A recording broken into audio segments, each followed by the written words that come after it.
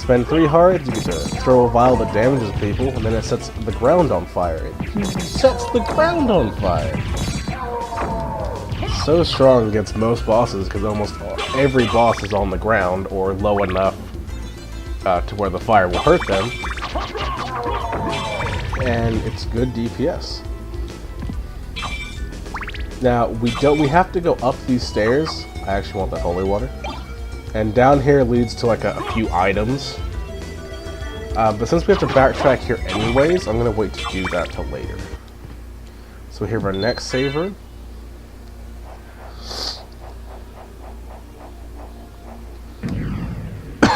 Oh god. I swear Dracula's a madman. He just enchants all of his tables and brings them to life. It's like, what if he was like, I don't know, eating his steak dinner or something, and then his table just decided, oh no, I gotta sneeze, oh, sorry Lord Dracula, your very expensive meal just eradicated all over the floor. Wait a moment. You seem human, and yet, what do you here? I've come to destroy this castle. Then we have the same purpose. I'll trust you for now. I'm Maria. Who are you? Alucard. Not the talkative type, I can see. Well, perhaps we'll meet again. If you live that long. Farewell.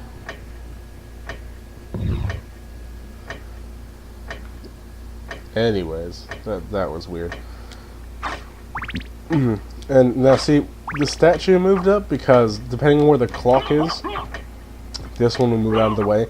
We actually need to come up here later because right now we can't actually get up there without the ability to fly or double jump. So we'll ignore it for now. And we'll keep on going with the most annoying enemy in the game besides Medusa Head, the Fleeman.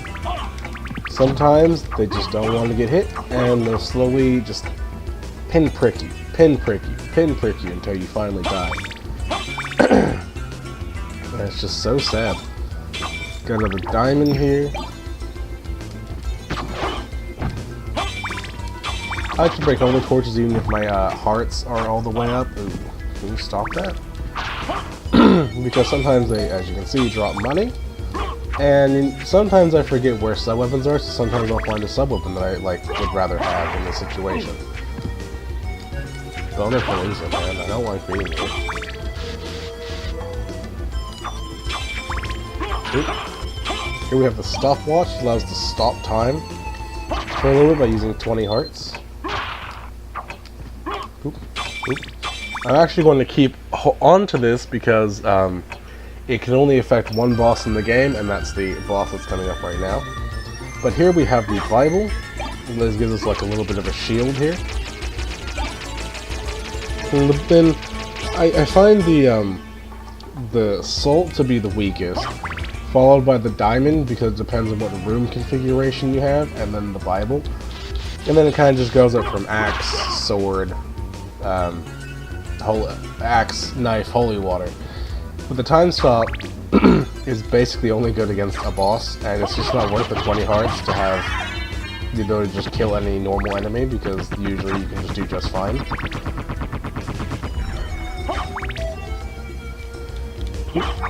Boop, boop, boop, ah! Boop, boop, boop, boop, boop, boop, boop, boop. God, I feel like I'm just poking people to death. It just looks like he's pointing his finger out and he just has like a extra length index finger. Oh, look at that guy. Look at him, he's dead. Ah. Now, I'm not even going to question how this plant is sustaining life on this stone pavement here. But, you know, that's not the question. And if you notice, yes, there is a giant singular eye floating outside the castle. I don't know why there isn't any more inside the castle to, like, act as security or surveillance or whatever, but I mean, in later games they kind of do, but not really.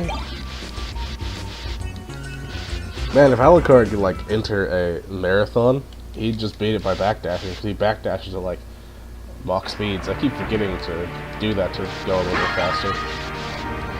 we've picked up our first Zircon ring, and it's a series of rings that each have a more and more value to them, and their only use is to sell to the librarian merchant we're going up to, and it's the only thing you can sell in the game, and they don't have any other use besides selling them, so it's not there's a point in holding on to them. Now here we have like a mini boss here for this point in time.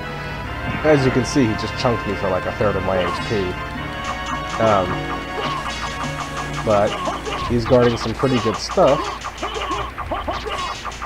So we're gonna go ahead and try to beat him. Now in my last recording, I got wrecked by him because I got overconfident. But it actually seems a lot easier with this, because he just keeps spamming the shield. Where if you actually ran into that shield, it would hurt you for a lot. He just seems to be just giving up. Yeah, as you can see, like even some enemies like this Armor Lord are unaffected by the time suck, so it just goes to show how like bad this sub-weapon is. Oh boy, how much HP do you have? Jesus.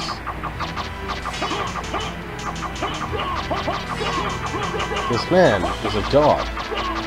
Oh god. Oh no. Oh boy. I'll let him come over here. Is he really just gonna keep spamming that?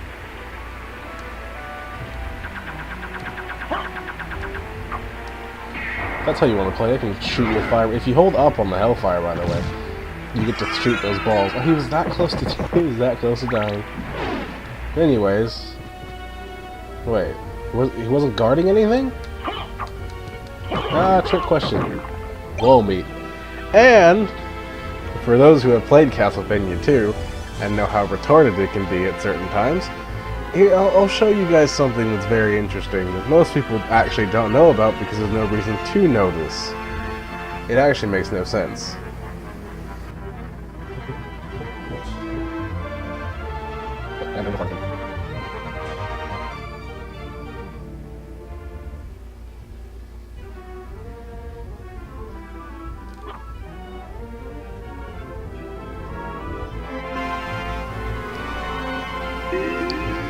And there we go. I got my placements wrong and that was annoying, but whatever.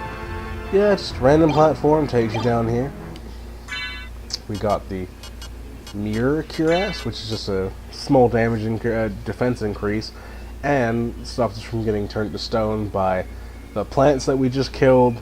Their seeds can turn us to stone, and there's yellow Medusa heads that can turn us to stone. I think those are the only things that can petrify us. But it's a defense increase, so I might as well take it. And we also get the Jeweled Knuckles, the fist weapon I was telling you about earlier. So we're going to lose a little bit of range. We are going to do a lot more damage. Now, we usually can't come in this room until about halfway through the game.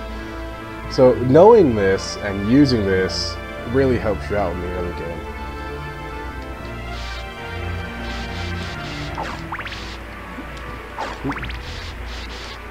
And we'll just go ahead and run back up here. Oh, I forgot something down here.